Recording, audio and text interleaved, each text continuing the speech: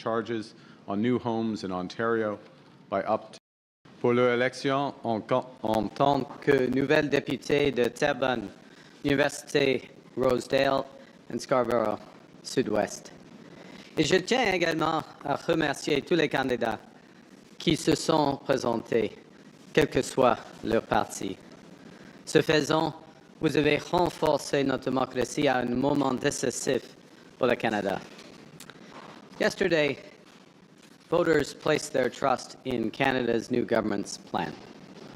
We accept their support with humility, determination, and a clear understanding of what this moment demands for our country. Afin de répondre aux attentes des Canadiens en temps de rapidité et d'ampleur.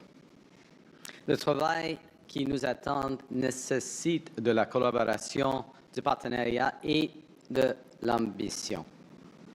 C'est ainsi que nous continuerons à gouverner. Nous travaillerons avec tous les partis et tiendrons compte de tous les points de vue au Parlement. The world is more divided and dangerous. The impacts of foreign conflicts and accelerating technological change are increasingly being felt here at home.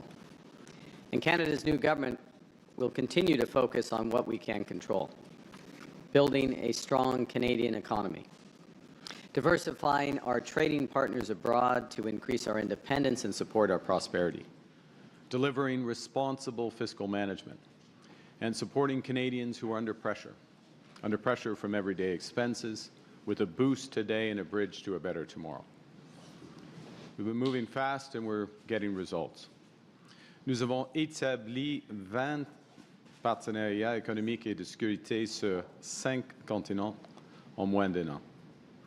We've already announced 15 nation-building initiatives that will create over 500,000 jobs and drive over $100 billion in new investment. Our new defence industrial strategy will catalyze $500 billion of investment to build Canadian industry from aerospace to AI, while creating over 125,000 new jobs.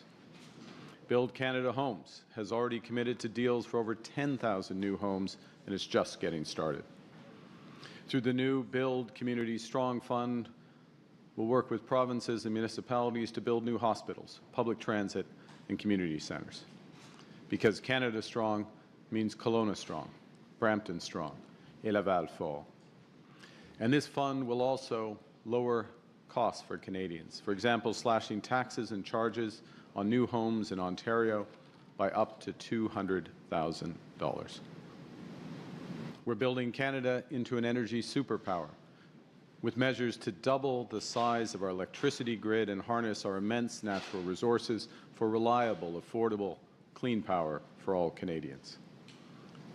Nous bâtissons un Canada fort, un Canada qui n'est pas réservé à quelques-uns, mais qui est pour tous, en tout temps. We'll build a Canada that's not just strong, but good, not just prosperous, but fair, not just for some most of the time, but for all of the time. We're building big, we're moving fast, and we're just getting started. But we also know that the road ahead will not always be straight. There'll be bumps, steep climbs along the way, and some of the payoffs from these big investments will take some time to be realized. And we know that Canadians are feeling the pressures of everyday expenses right now. We know they need a boost today and a bridge to tomorrow. And that's why Canada's new government has been relentlessly focused on making life more affordable for Canadians. We started as we meant to go on. On the first day, we canceled the divisive consumer carbon tax, driving prices down on gas by 18 cents per litre. We cut taxes for 22 million middle-class Canadians, saving families up to $840. Cut taxes on first-time home buyers, saving up to $50,000 by the elimination of GST on new homes priced under $1 million. More than 12 million Canadians will have more money in their bank accounts this summer, up to $1,800 per family through our new Canada Groceries and Essentials benefit. 5 millions de Canadiens et Canadiennes à faible revenu vont obtenir les prestations auxquelles ils ont droit grâce au lancement de versements automatiques de prestations fédérales. De plus, 400 000 enfants ont accès à des repas sains, tandis que leurs parents économisent 800 $ par année en épicerie parce que nous avons rendu permanent le programme national d'alimentation scolaire. Grâce à notre nouveau partenariat stratégique avec la Chine, nous mettrons à disposition de dizaines de milliers de véhicules électriques à prix abordable au Canada. Nous avons renforcé la concurrence dans le secteur des télécommunications pour réduire le coût de l'accès à l'Internet haute vitesse pour les Canadiennes et les Canadiens. Pour vous. Now, we all know that because of the war with Iran, fuel prices have increased sharply around the world, including right here in Canada. So we're taking more action to help build that bridge over short-term pressures.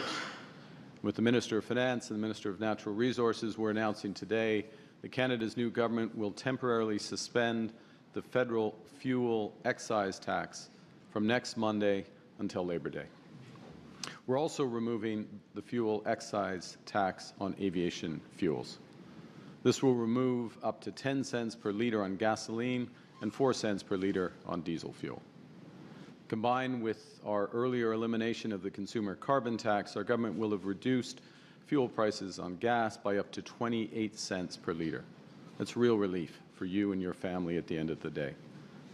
Now, to be clear, today's cut to the fuel excise tax is a responsible, temporary measure consistent with what it takes to build a stronger economy, a more affordable economy, combined with sound fiscal management. When Canadians are facing financial pressures, they carefully manage their expenses, and they expect their government to do the same. That's why in Budget 2025, we made responsible choices to save Canadian taxpayers a total of $60 billion over 5 years. We're spending less on government operations so Canadians can invest more to build a brighter future for all. That responsible budgeting keeps your interest rates down, and it ensures we can protect the programs that make life more affordable for those who need it the most, including childcare, dental care, pharmacare, and school food programs. In the coming weeks, the Minister of Finance will present the spring economic update with the next steps in our plan to build a stronger, more independent, more resilient Canada that works for all. En cette période de bouleversements mondiaux, les Canadiens et Canadiennes se rappellent les enseignements de la dernière année. Nous devons prendre soin les unes sur les autres, les unes et les autres, pardon. Et nous devons nous entraider. We know we can't control what other countries do. We can control what we choose to do. And we choose to build a Canada strong for all Canadians. Thank you very much, and I look forward to your questions. Merci beaucoup. Thank you, Prime Minister. Merci, Monsieur le Premier ministre. Ça va maintenant passer aux questions. Première question, Jillian. Hi, Prime Minister. Jillian Piper with Global News. You've been able to obtain a majority in large part thanks to 5 floor crossers, which the Conservatives have labeled as anti-democratic. Are you concerned the way you got your majority will erode Canadians' trust in our democracy? Well, first, I'd point to the election results last night. We have a majority now in the House of Commons, thanks to the electors in Scarborough Southwest, in Terrebonne, and in University Rosedale. And as concerns individual deputies who make a choice to support the government's program at this crucial time for the country, whether they're from whatever political stripe, orientation, geographic region they come, consistent with the government program, we're fortunate to have them, and we're moving forward together with them. But the by-elections last night were in Liberal holds, so you didn't get any new seats. Well, I mean, Terrebonne, as-tu vu, Terrebonne, normalement, c'est... Ouais, c'est... OK. Dans le jugement du Cour suprême, ce n'est pas un liberal hold. Premier point. Deuxièmement, c'est la tradition, c'est un résultat différent. Et en ce qui concerne, dans tous les cas, la proportion de votes pour le Parti libéral a augmenté, a fortement augmenté. Alors, it's a strong vote in favor of those individual deputies, and I would remind that we are in a parliamentary democracy. Canadians elect the deputies. We're fortunate that we have 3 outstanding new deputies as part of our governing caucus: Dolly Begum, Daniel Martin, and Tatiana Auguste, and that we accept the results, as I said at the start, with both humility but also determination, because it's a vote for the government's plan, those deputies, and for the government plan. We know we need to continue to work with all parliamentarians. We will do so. Work with all premiers, which we will do so. Work for all Canadians. Next question. Prochaine question. Mickey with Politico. The Finland president is in town. We saw you running with him in London.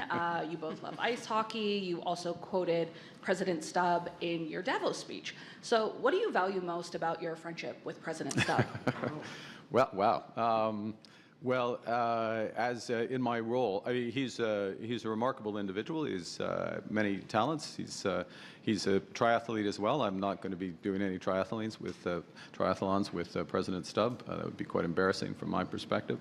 But what we value as a country is the deep relationship we have with Finland, the alignment we have on just a huge range of issues, from the coalition of the willing to support Ukraine, to helping to develop out of this disorder, and I don't think that's too strong a word, disorder in the international system, to rebuild a better system that works for the people of Canada, the people of Finland, the people of the world. And we will have quite extensive discussions both about specific bilateral areas of cooperation, but also about how we can build stronger together. Now that you secured a parliamentary majority, do you have the mandate you need to govern, or will you call in an election in response to those who suggest the majority is not legitimate? Well, I'd refer to my earlier answer. We live in a parliamentary democracy. Canadians elect deputies. Deputies vote with their conscience and support the program that they see best for their constituents and for the country. We do have a parliamentary majority now, and that is the product in the last 24 hours of strong support, increasing support for those deputies, the Liberal candidates, in those 3 ridings. So not considering calling an election? Not considering calling an election. Absolutely. I think very clearly Canadians want government to govern, to take action on immediate concerns such as today, which is what we're doing on affordability. And I would note that the first thing we're doing as a minority government is continuing to attack affordability challenges that we know Canadians are facing while we're building a stronger economy. So we have that ability to move forward, and we'll continue to work with Parliament in order to put our plan in action. Monsieur. Prochaine question. Bonjour, Monsieur Carney, Christian Noël de Radio-Canada. Déjà, les conservateurs vous aidaient et ne faisaient pas beaucoup d'obstructions dans les dossiers économiques. Donc, vous n'aviez pas de problème à faire avancer ces dossiers-là. Maintenant que vous avez une majorité, concrètement, quels sont les sujets, les dossiers que vous allez faire, que vous allez accélérer et que vous aviez besoin d'accélérer? Merci, M. Noël, pour votre question. Alors, il y a plusieurs priorités, mais je vais souligner 3. Premièrement, l'abordabilité.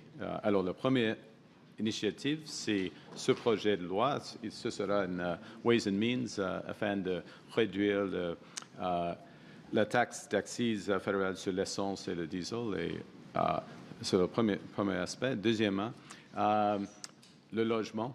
Nous avons un projet de loi devant la Chambre pour la Maison Canada. Il faut avancer ce projet-là.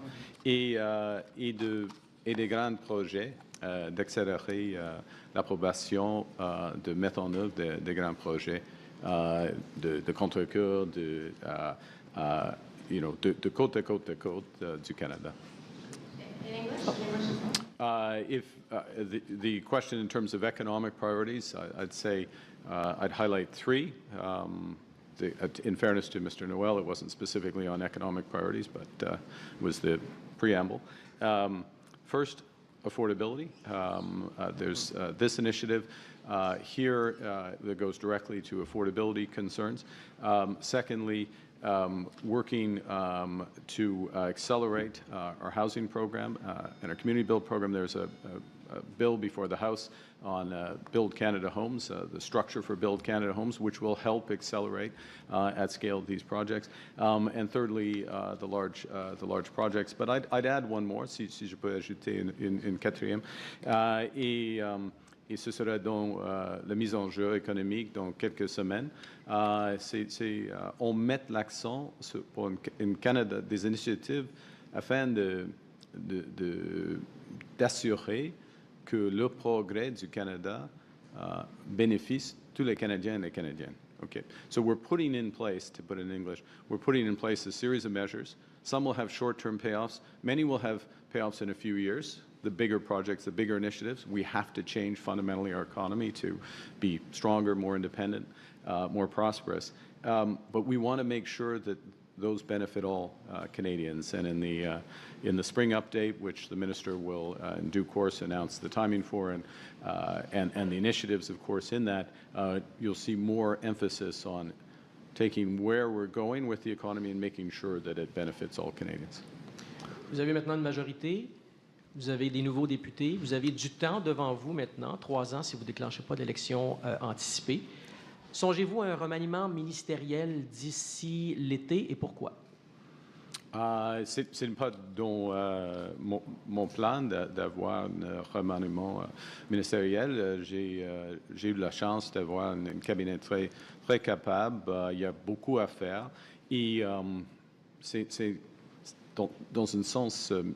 Noël, c'est un point en général. On veut gouverner, on veut agir, il faut avancer. Ça, c'est le mandat des Canadiennes et des Canadiens. Oui. Prochaine question. Next question. Good morning, Prime Minister. Kate McKenna from CBC. I just wanted to push you a little bit on that question from my colleague. Some of the things you mentioned, housing, gas tax, major projects, these are all things that have received either rhetorical or legislative support from the Conservatives. So what specifically can you advance that you weren't previously able to advance with the minority government? Well, we've had a variety of issues over the course of the Parliament where things have taken longer than they necessarily would, where debates have been more performative than actual around debates around substance. I don't want to read into the record, although other deputies in Parliament did read into the record their love of cats and dogs and but these are examples. These are real examples in committee. You get the pleasure of covering committees, and I ask you, and I say this as someone who's testified to committees in front of the Canadian Parliament, in front of the UK Parliament, for decades. There is a difference between real testimony, real substance, getting to issues, debating aspects of law, advancing. That's the job of parliamentarians, and showboating. We're going to have less of that. We're going to have more substance. I think all parliamentarians, in the end, will appreciate that, even if it's a change for some of them. Ça c'est un changement d'attitude, de manière, dans le comité, par exemple. Voudriez-vous une réponse en français ou non? Oui, OK. OK, ouais. Mais il faut écouter. C'est pour vous, monsieur. Alors, mais non, sérieusement, c'est un aspect, c'est un changement de la gestion ou la manière des communautés, d'avoir des débats de substance, pas de performance. Et on a vu plusieurs exemples de performance en automne, mais c'est le temps d'être sérieux. On va être sérieux. Follow-up? Oui. Some of your bills have been criticized by senators, opposition, for including they call them poison pills. What checks and balances are going to exist for you now that you have a majority government? Some examples might be the lawful access in former C2 Lawful access, you mean, that would be lawful access that's supported by virtually every law enforcement agency in the country. This is an exceptionally important issue. We all know how we communicate, increasingly in different channels of communication. And the fact is, and I'll give you the example, I just spent a number of hours with Peel Police in their serious crime unit and on their action unit that's working against home invasions, extortions, auto thefts. The biggest thing they want is lawful access. So this is not, no, this is a serious point, if I may, Kate, which is that this is not a poison pill. These are important issues, and that is a framing of an issue that is tying the hands of police forces behind their backs unnecessarily in this time. Now, we will go through processes for any bill, certainly any bill related to the criminal justice system, with debate in Parliament, with serious committee discussions, not about cats and dogs, but about lawful access, the implementation of it and others. And we welcome that. But then we will take our responsibilities, as all deputies will, as parliamentarians, and vote. Next question. Prochaine question. Abigail Beeman, CTV News. On the gas tax, Yes. did you get this idea from the Conservatives? No. And will you continue to lean on the opposition for ideas now that you have a majority? Well, let me no is the answer, the short answer to your first question. But to your second question, second part of your question, we're open to ideas from anyone. Certainly any deputies, ideas that could come from the Senate, above all ideas from Canadians, from stakeholders and others. That is what governing in a collaborative way means, and governing for Canadians. So if there's good ideas for Canadians, we will look at them and implement them. One difference, if I may, and this is not aspersion on anyone, but is when you're in government, to govern is to choose. And if you're choosing a fiscal measure, such as the gas tax, you're balancing against other priorities that the government has. How well we can continue to fund child care, dental care, health care with the provinces, how we continue to support the vulnerable. What's the best way to do it?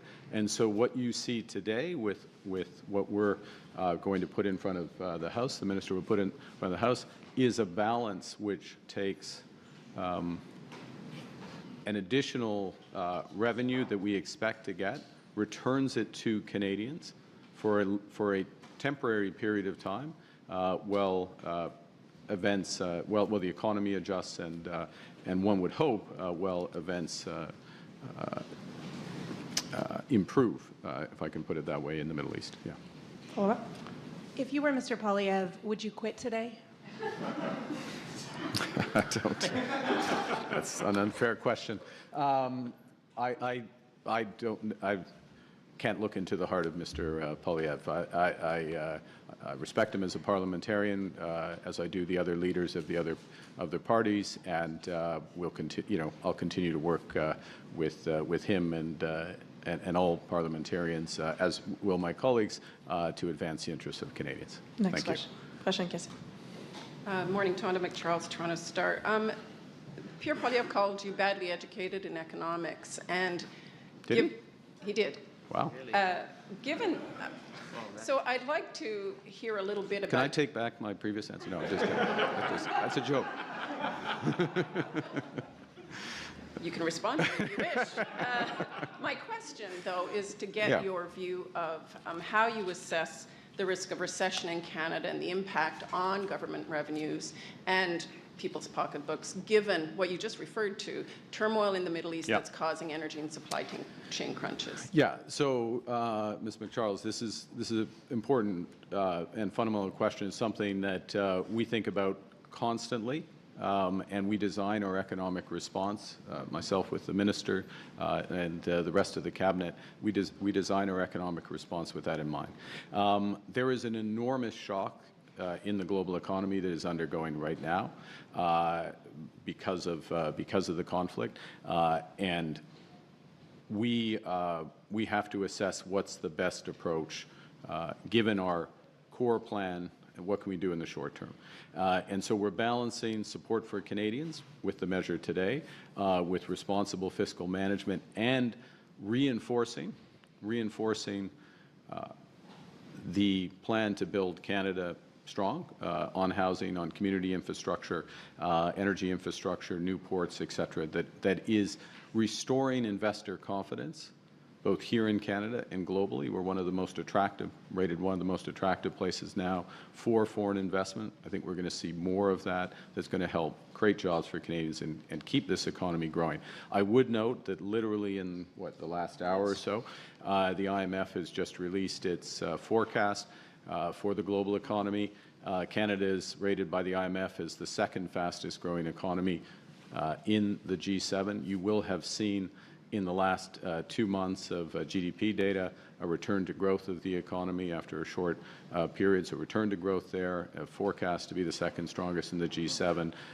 Clear plan that's addressing short-term issues in terms of affordability, which are real, but also staying the course, reinforcing that investment that this economy needs. And I just maybe finish and hand back, which is that we have to grow this economy to create the jobs for Canadians, and it's absolutely clear, it's been reinforced again by the events in the Middle East, we have to make our economy stronger and more independent.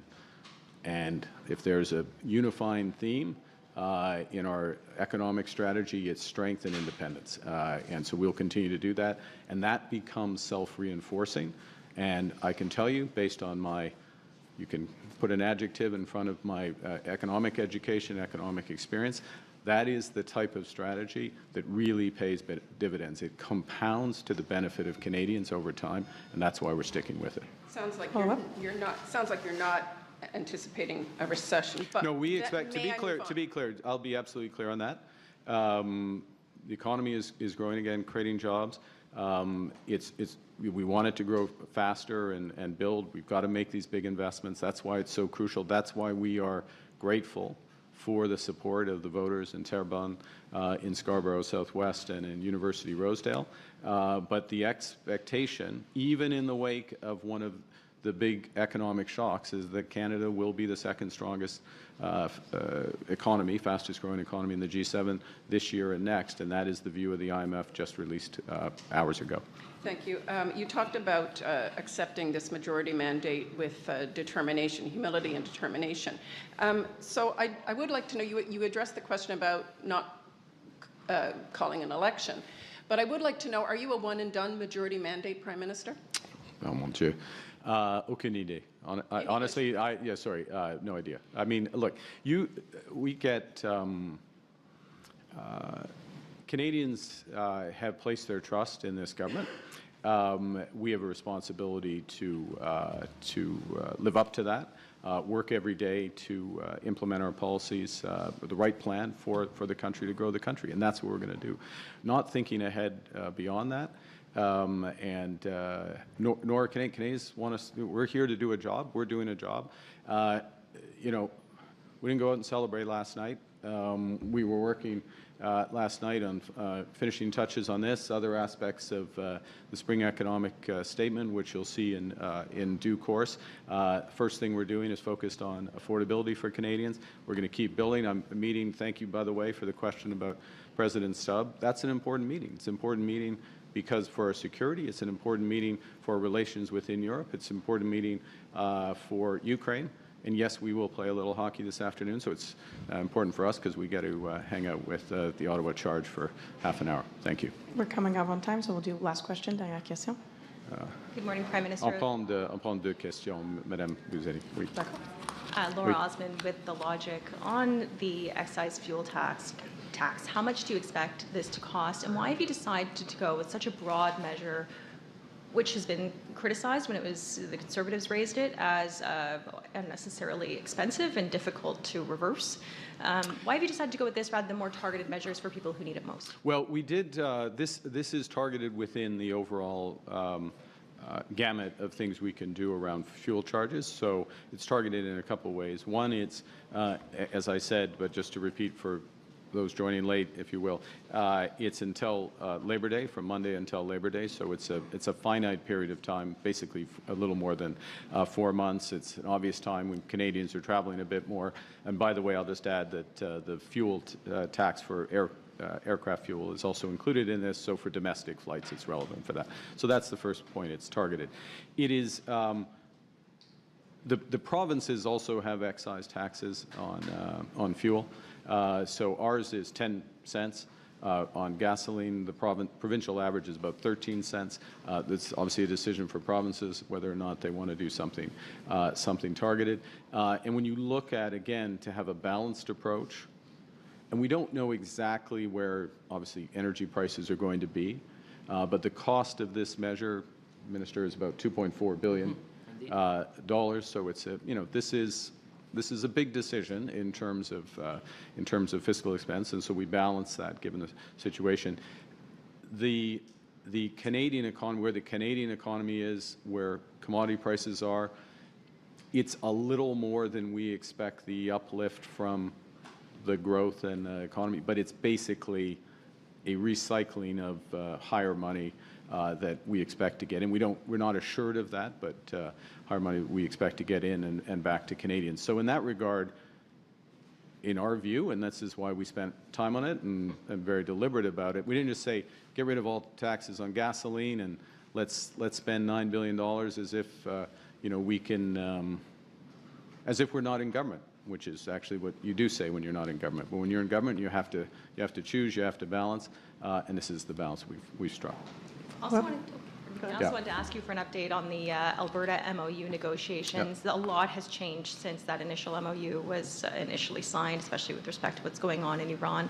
Has there been a change in calculus at all about whether the Pathways project makes sense for all parties? I would say that plus ça change, plus ça reste la même chose. Oui, like it reinforced what's happened. In many respects, has reinforced the motivations on all aspects of the agreement. It's reinforced the importance of energy security here in Canada, but also in our potential partners, including very much in Asia. So there's even more interest in what the Alberta agreement could unlock. It's also reinforced interest in the overall energy transition, of which the Pathways project, your specific question, can play a part. So we're making good progress. They're very constructive negotiations. These are serious, detailed discussions. Negotiations, but really discussions, because we're not just advancing specific projects, but we're setting up the framework for major investment in Alberta and across the country for decades to come. Dernière question. Last question, Hélène. Madame. Hélène Buzetti, Les Coop. Juste revenir sur cette annonce aujourd'hui. Quelle garantie avez-vous que les pétrolières ne vont pas prendre l'espace que vous libérez avec ce dissous le litre? Est-ce que vous avez obtenu des garanties? On n'a pas des garanties, mais on reliait sur la concurrence, la transparence et l'expérience. Et en ce qui concerne le dernier, quand nous avons enlevé la taxe sur le carbone, tout le montant a été passé, en effet, transféré aux consommateurs canadiens. Mais on va suivre de près, OK? On va suivre de près la performance des sociétés. Mais c'est déjà arrivé en 2022 que le prix de l'essence a atteint 2 $ le litre. Si cet automne, après la fête du travail, le prix est encore élevé, comment vous allez faire pour la remettre, votre taxe? Est-ce que vous n'êtes pas coincé? Non, on n'est pas coincé. OK, on commence par dire on n'est pas coincé. OK? On aura du temps afin de faire d'autres choses, d'autres initiatives, afin de grandir, d'améliorer la situation économique des Canadiens et Canadiens. Alors, mais c'est une mesure absolument temporaire, mais une mesure temporaire, mais importante. Merci. C'est ce qui va faire la conférence de presse. Merci beaucoup. Senator Press Conference. Thank you. Okay. Well done. Okay. We go this way, I think. Yeah.